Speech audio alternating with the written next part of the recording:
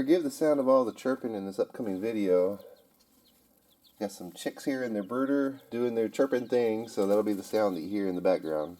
This stump here with this old railroad rail on it, I've had for about 8 years or so, and I've just used it as kind of a mini anvil. Anytime I need to pound something farm related or just any kind of chunk of metal that needs to be straightened out, I'll get on there and use one of these two hammers mostly and straighten out whatever I need to.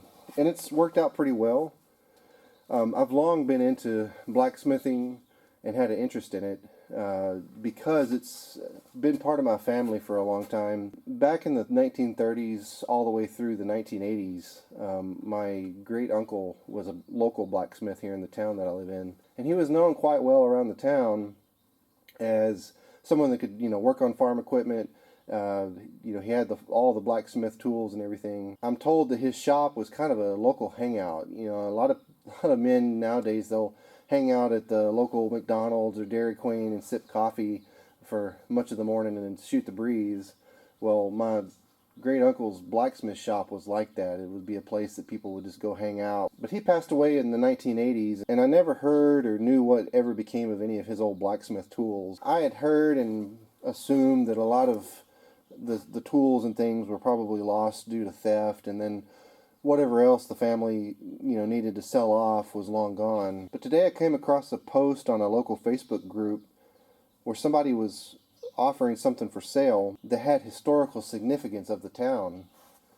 And immediately when I saw it and I saw the name, I recognized it as my great uncle, and I knew the importance of it to my family. So I made contact with the person and arranged for a place for me to come pick it up. And I came home with my great uncle's Hay Budden anvil. I've got some video that I'm going to clip into this video here. It's from 1957, and it's a video of him working in his blacksmith shop, pounding on this very anvil. It's a 180-pound Hay Budden, and I'm not sure what the rest of the words around here say. At some point, he or somebody painted this with, looks like a gray paint, and the person that I bought it from had it sitting outside in their field, and that's what all the soil around it is. My plan is to, at minimum, clean up the bottom of it, so there's no way that I would consider doing anything about this lip that's bent down on this anvil. This is years and decades of work from my great uncle pounding on things that caused that, and so I'm not about to take a grinder and try to smooth or flatten this out. But what do you think if I took a grinding wheel and knocked off this paint and just kind of cleaned and shined it up, in addition to cleaning off the soil? And then if I got the paint off, I'd probably be able to read this. I don't know. I don't know if I should leave it as it is. My plan is to mount it on this stump, and I'll do something else with the railroad iron. But I'm very, very excited. I had thought that all the blacksmith equipment was long gone, and it turns out that the man that I bought this from has my great uncle's blower and some tools, and the part that goes in here, I don't remember the name. I'll post it in text right now, but he has that he's going to find in his shop and try to get to me, so I'm very excited about that. I had been looking at anvils for quite a long time.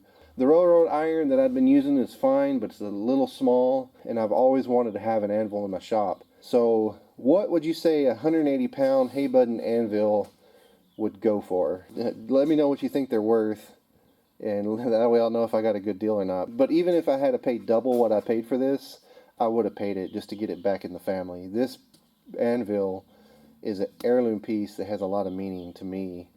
Well, it's the next day, and I decided to do some light wire wheeling on the side here just to kind of make out some more information.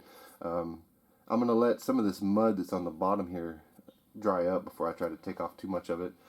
But I've got some more information. Let me get you off here and we'll take a look.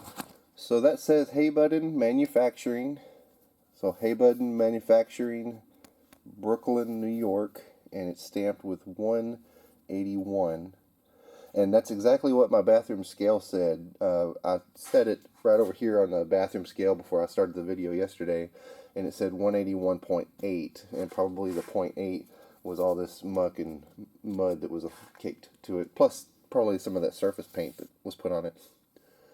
So it's definitely a Hay Budden 181 pound anvil. I'm looking for a serial number next. So a little bit more wire wheeling, and I see another set of numbers. So that says 9730. Maybe another 8 right there. It's a smaller number. If anybody knows anything about these serial numbers on these anvils and knows what that number means, if you can give me a date of how old this anvil is, that would be interesting to know. So 2 things in my video from yesterday I wanted to get corrected. This was my great-granduncle's anvil.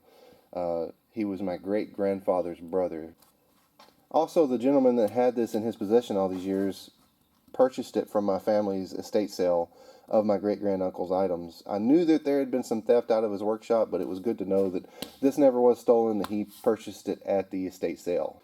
One other thing I want to mention that kind of makes it seem like it was meant to be is yesterday when I went on Facebook, and I don't go on Facebook a lot, you know, just every now and then I'll get on there just to check the local news or see what the weather's going to be like. I really don't use it for much else. So I just happened to be on there, and I saw the man's post talking about this anvil, that he wanted to sell it, and I looked at the timestamp of when did he post it, and Facebook up there at the top of the listing said 1 minute ago. And I was the first person to reply, maybe the first person to even see the listing.